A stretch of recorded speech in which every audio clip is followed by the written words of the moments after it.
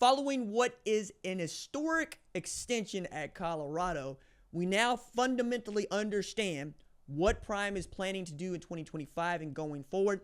But I'm interested in who is going to be just the third starter at quarterback for Prime in his head coaching career. What's up, kinfolk? It's RJ Young. I am not on a step mill. If this is your first time watching the #1 college football show, welcome. Thank you for joining us here. We talk college football year round. So if that is something that you're into, hit that subscribe button, like this video, and leave me a comment below answering this question.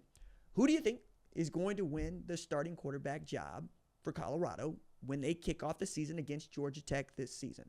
I think we got really good cases for both JuJu Lewis and Kaidon Sanders. Injuries and whatnot aside, just taking a look at what they are doing, especially in the spring, I find it fascinating that one of the things that Deion had gone and told The Athletic was, we're not making any decisions about that. He was very clear. He wants to see how much they can handle and what is going to come out of each one of them as offense coordinator Pat Shurmur puts them through their paces. This is beyond whatever it is that Byron Leftwich might be able to impart upon this. And I think that's part of the discussion that I really wanted to unearth here. It's funny to me that we look at Deion and we don't say all the things that I thought we should, okay? So talking about the quarterbacks, Kaidon Sanders threw for 66 touchdowns at Liberty, led them to their first and only undefeated season in 2023 and a berth in the Fiesta Bowl. Solid quarterback. JuJu Lewis, 5-star player, and then was a 4-star player, stayed a 4-star player, but was committed to USC and Lincoln Riley for over a year till he flipped his commitment and signed with Colorado and Deion Sanders. Ostensibly, the thought being he's going to have an opportunity to start in year 1 if he wins the job. Okay. So that is one star quarterback and another rising star quarterback that was good enough to play for Lincoln Riley, who has not 1, not 2, but 3 Heisman winners at the position and 3 first-round #1 overall picks at the position. Okay, that's one. The second part of that is it's a Hall of Fame coaching staff. It's a Hall of Fame coaching staff. Quite literally, 3 guys on that coaching staff are in the Pro Football Hall of Fame. Okay, we've got one of the best defensive linemen to ever play the game in Warren Sapp, who is defensive line coach.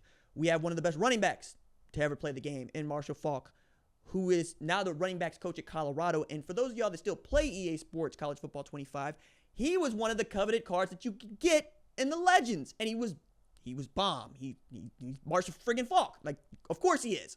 And there's Prime himself, right? Who is not just a Pro Football Hall of Famer, but I think one of the 5 greatest athletes to ever walk the face of the earth, given the accolades and given what he's been able to achieve. You find me another person that has played in the World Series and the Super Bowl. You can't. That's it. It's him. That's all. And at every step, there have been reasons to doubt him because, well, we've not seen anybody else do it. But you might say that's a reason to believe that he can do it. Okay? You don't hear anybody talk about 4-8 anymore. You hear him talk about 9-4. You hear him talking about Shedeur Sanders not being the #1 overall pick, but being a first-round pick after there were many that said a guy that throws 40 touchdowns, goes 16-0 in the SWAC is not going to get drafted in the first round. Okay? After signing the first 5-star player in history to an FCS school, let alone an HBCU, and Travis Hunter, and then developing that player into a Heisman Trophy winner who played an enormous amount of snaps on both sides of the ball, true two-way player. First, I think, ever. You can talk to me about Champ Bailey if you want to, but he ain't play that much offense. You can talk to me about Charles Woodson if you want to. He ain't play that much offense. The mere fact of the matter is the man was a 5-star defensive back when he entered college football, and all any of these NFL people want to tell you is that they want to play wide receiver. Prime was the first person to say that. Matter of fact, you go look at the Coach Prime doc 2 years ago, he's like, that man's heart is in playing wide receiver. And there were a bunch of people going, we ain't really seen that. Like, maybe it is, but maybe he's just a better DB. No, actually. He is the Bednarik Award winner, best defensive player in football, and the Biletnikoff Award winner, the best wide receiver in football and the best player, right? So that's 2. The other part about this is I have said, I didn't think that Prime would be that interested in coaching a team that doesn't have his players on it. I was wrong about that. It's very clear he is interested in that, and he wants to continue on this journey at Colorado. Sign an extension that's going to pay him $10 million on average over the next 5 years. 5 years, $54 million. Historic. I believe he's the highest paid black head coach in history. Fairly certain about that. I got to go look that up, but I think he's ahead of James Franklin on that one, which is wild, right? After not having been a head coach before, shows up in 2020, and look at what he's been able to do in just over 5 years. I mean, come on, guys. Like, Jalen Jones, Shedeur Sanders, and now we'll find out if it's Kaidon Salter or it's JuJu Lewis. Don't think that Kaidon Salter is transferring for 1 year of eligibility to not start, but if JuJu's that much better, it's going to work, right? Do you get the other year, or do you want to play Kaidon? Do you want to have JuJu sit for the year? These are all things that I'm sure you got an opinion on. You let me know in the comments below. But it is a good problem to have if you're Pat Shurmur and you're Deion Sanders. This is aside from Robert Livingston being your defensive coordinator, a guy that I didn't know that much about, and a guy that had done some really great things in the NFL, but calling a defense wasn't one of them. And to let him tell it, and he's become, the more I listen to this man talk and hear and reread his quotes, the more I'm going, okay, I see it now. He compared himself to a good-looking dog on the side of the road. It's like a lot of people would say it's a good-looking dog, but we're not going to take him home. We're not going to do that. And Prime took him home. And he has made it his job to make sure he doesn't let him down. Those are the kind of people you want working with you, working for you. The folks that are driven not out of fear, but out of not wanting to let you down. That is a powerful motivator. And it's how you create a family. It's how you create a team. It's how you create chemistry. You have people around you that want to do their best for you because they value you in their lives that much, right? It's why being single is not really all that cracked up, frankly. I'm also really interested in this conversation as it's going to evolve around black father. Okay. One of the things that we have been harping on as a community, and one of the things that, white folks want to beat us up about, frankly, is the absence of a black father. Okay? We can take it in any direction that you want to go on this, because I can go any direction you want to go on this, but black fathers mean something. Black daddies mean quite a bit. That man has been as attentive as any parent in the history of ever taking care of star athletes, period.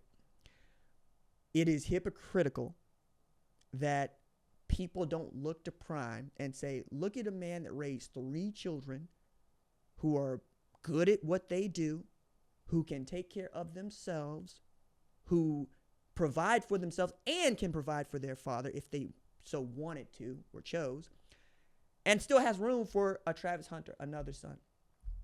This has been Prime from day one.